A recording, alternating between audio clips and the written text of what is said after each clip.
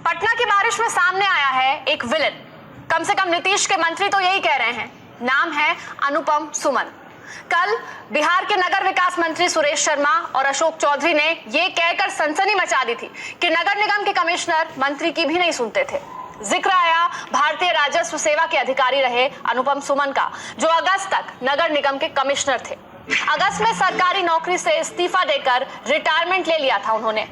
बारिश के बाद से सुमन दिखे नहीं, लेकिन जब पटना डूब रहा था तो उस समय सुमन पटना की सड़क पर ड्राइविंग कर रहे थे और ड्राइविंग करते वक्त गाने सुनकर झूमते दिख रहे थे। और सीधा रुख करते हैं, पटना ब्यूरो के संपादक प्रकाश कुमार हमारे साथ जुड़ गए हैं।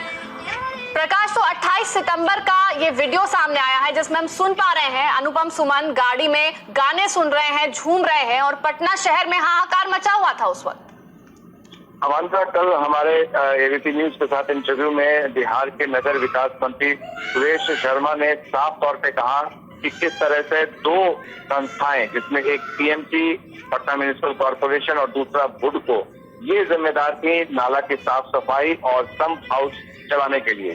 तो अभी आपने दिखाया वीडियो कि किस तरह से बुडको के एमडी खुद मजदूर बनकर नाले की सफाई करने में लगे हैं, सम्प हाउस चलाने में लगे हुए हैं।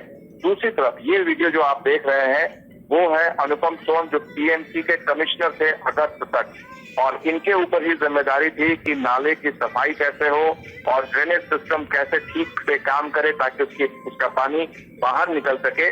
पर ये दिख रहा है कि इन्होंने वीआरएस ले लिया और जिस दिन पटना डूब रहा था वो पटना की सड़कों पर, ये जो इलाका है वो पटेल नगर का इलाका है, इसी जगह पर वो अभी रहते हैं और वहां पर ये घूम रहे हैं। ये जो दिख रहा है तस्वीर दिख रही है, ये स्टेडियम है, इसके बगल से ही वो जा रहे हैं और गाना सुन रहे हैं आराम से, लोगों के दुख तकलीफ से दूर, जो जिम्मेदार है इस परेशानी के लिए। इन्हीं के बारे में सुरेश शर्मा जो मंत्री है उन्होंने सीधे तौर पर आरोप लगाया था, इनके खिलाफ शिकायत की थी बिहार के मुख्यमंत्री नीतीश कुमार से। ये उनकी बात नहीं सुनते हैं, उनका फोन तक नहीं उठाते हैं, उन्हें इग्नोर करते हैं। तो एक अफसर कैसे मंत्री को भी ठेंगा दिखा रहा था, उनकी बातें नहीं सुन रहा था। और अब ये वीडियो देखिए कि किस तरह से आराम से वो गाना सुनते हुए पटना की सड़कों पर रेनी सीजन का, बारिश का मजा ले रहा है। तो जाहिर है कि इनके खिलाफ जांच की बात कही जा रही है। जांच में बहुत सारी बातें सामने आएंगी परत दर परत, लेकिन जनता जो है वो काले पानी की सजा पाने को मजबूर है। अमांता जी, प्रकाश, जल्दी से आपसे जानना चाहेंगे, अनुपम सुमन से बात हो पाई है क्या? अनुपम सुमन क्या, हमारी जो सहयोगी है निधिश्री 2 बार कल गई थी, दोनों बार ही उनके लोगों ने कह दिया वहां जो गार्ड थे कि वो नहीं है, कहीं बाहर गए हुए हैं। 4 बजे आइए शाम में, फिर 4 बजे मेरी सहयोगी गई, फिर उनको कहा गया कि नहीं अभी तक नहीं आए हैं, वो अकेले रहते हैं, पता नहीं कब आएंगे कब जाएंगे।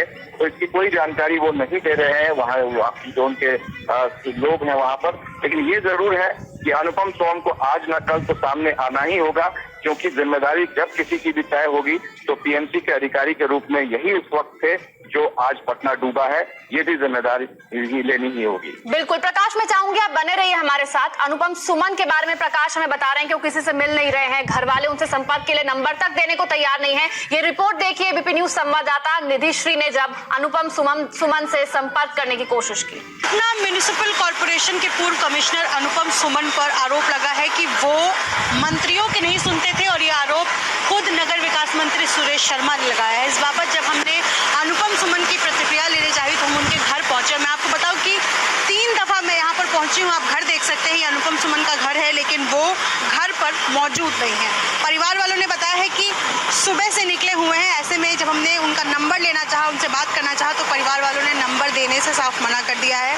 ये किस तरीके की तस्वीर है, पिछले 8 दिनों में जो पटना की हालत हुई है सब ने देखा, और ऐसे में बड़ा सवाल नगर निगम पर उठा, लापरवाही पर उठा। एक तरफ जहां मंत्री नेता अपनी जिम्मेदारी लेने से बच रहे हैं, तो ऐसे में प्रशासन और अधिकारी कहीं भी ये मानने को तैयार नहीं है कि दोष कहीं ना कहीं जो गलतियां हैं, जो लापरवाही है वो उनकी तरफ से हुई। और सवाल ये है कि जब आरोप लगने के बाद अनुपम सुमन यानी कि पूर्व पीएमसी कमिश्नर को बात करनी चाहिए थी, अपनी राय रखनी चाहिए थी।